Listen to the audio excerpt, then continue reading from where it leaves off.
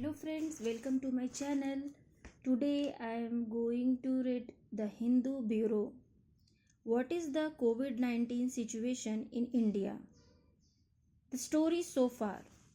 After a rise in COVID-19 numbers in Southeast Asia, India has started to show an uptick in the number of cases over the last couple of weeks.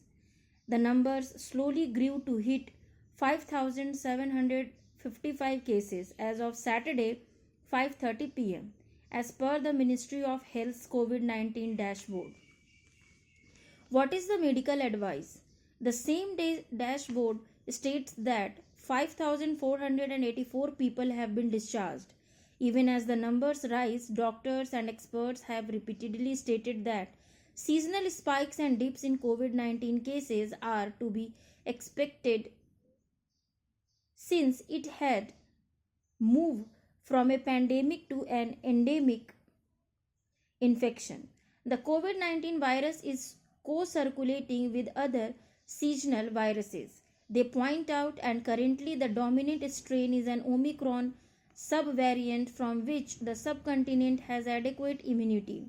The cases have not been severe from the point of transmissibility to the RO reproductive number is not that worrying to indicate a high contagion factor. What is the situation in the country today? As of now, the variants of COVID-19 doing the rounds in India are descendants of the Omicron variant, first reported in November 2021. The emerging subvariants NB.1.8.1 and LF.7 driving the current COVID-19 surge are descendants of JN.1, a sublineage of the Omicron BA.28.86 variant. In Kerala, for instance, a senior health department official said that almost all of the samples sent for whole genome sequencing from the state have shown that the circulating virus variant is LF.1, one of the descendants of the Omicron, the immune evasiveness of which is quite well known. Cases have mostly been mild according to the Indian Council of Medical Research. The reported symptoms are those of the common cold or seasonal flu, including fever, cough, sore throat, runny nose, headache, fatigue, body aches, and loss of appetite. P. Senthar Nambi, senior consultant infectious disease, Apollo Hospitals, Chennai, said most of the COVID-19 patients he had seen so far have done well.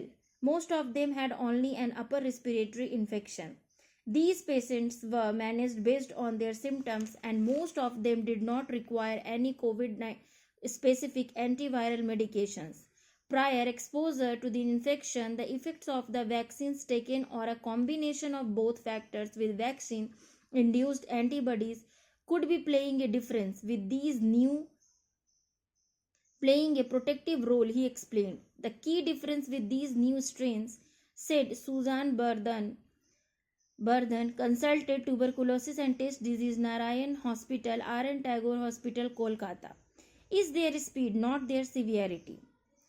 Hospitals are well prepared and the healthcare system remains under no immediate strain. Nonetheless, the importance of basic preventive measures cannot be overstated.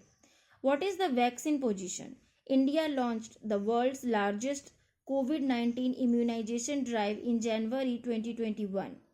To date, over 220 crore doses of COVID-19 vaccines have been administered in the country as per the COVID dashboard.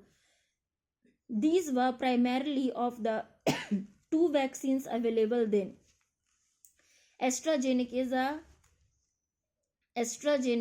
and Covishield and Bharat Biotech's Covaxin. Rajiv Bahal, Director General of ICMR, has said there is absolutely no need to initiate mass booster doses for COVID-19 vaccines at present, and neither is there a direction from the central government on this. As cases rise, Dr. Bahal noted that individual doctors could recommend booster doses to patients on a case-to-case basis. He further explained that the need for mass vaccination, while not felt at present, could arise with perhaps a mutation in the virus or its spread. For that, India already has the capacity to scale up production and provide for the general public. We have done this before and there is no need to panic. He said, since vaccines which were stocked and used in 2021 and 2022 have now fallen into disuse and expired, there are no stocks at present, a government official said. The official, however, added that the government could direct manufacturers to produce more stocks as and when necessary. Most states, including Kerala, Tamil Nadu, Karnataka, and West Bengal, have no stocks or supplies of the vaccine at present, either in the government or private sector. Are vaccine needed at present? Doctors across the board say that at present they see no need for a mass vaccination drive.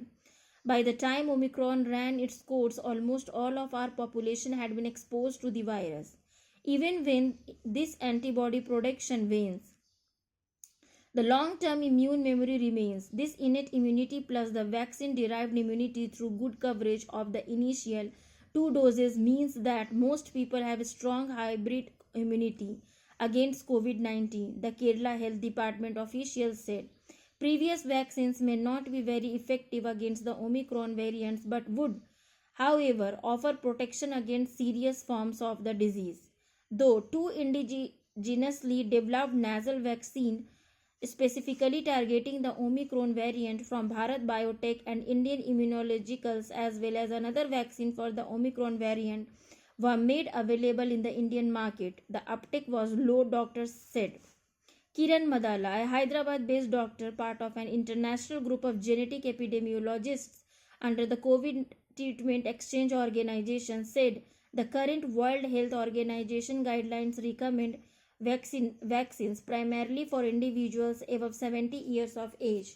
Those who are immunocompromised and patients with multiple comorbidities, children especially those aged 2 to 6 years, don't need vaccination unless they have underlying health issues or rare immunosuppressed.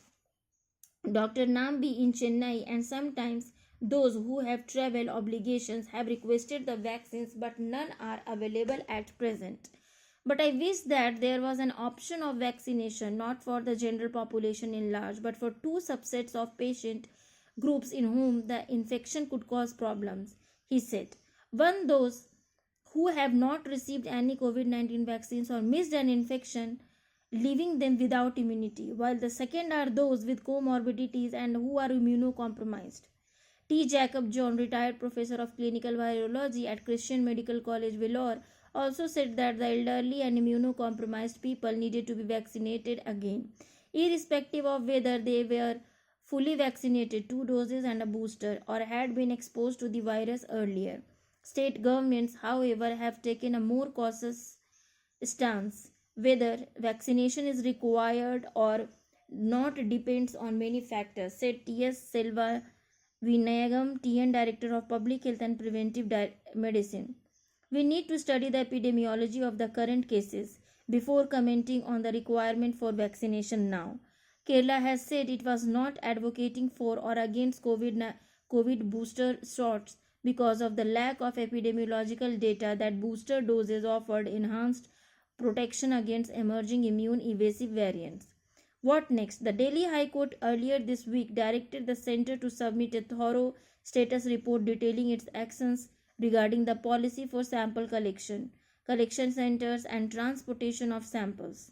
The court also stressed urgency to finalize and implement standard operating procedures. As the virus continues to adapt, so must be, Dr. Bardhan pointed out. Staying informed and following trusted healthcare sources, personal protection and hygiene measures such as hand washing, avoiding crowded places when possible, or masking up, refraining from going outdoors when ill, and maintaining a healthy, well-balanced lifestyle could help navigate this phase and any more to come.